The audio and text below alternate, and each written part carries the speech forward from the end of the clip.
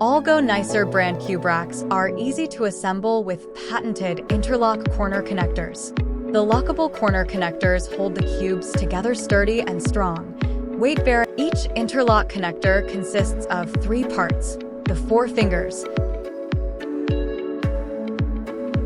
the center body,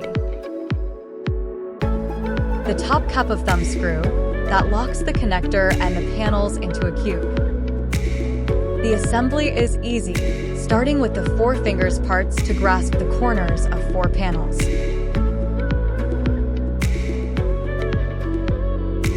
Then, use the center body part to hold the finger parts and the 4 panels standing vertically.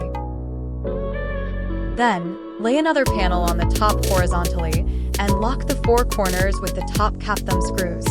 Once you understand the way the connectors work, you are free to assemble multiple cubes into the rack in your desired configuration.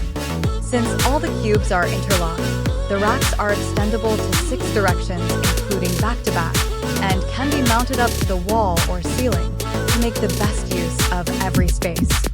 Screwing the corners to the wall studs will double or triple the weight loading. Perfect option for book storage.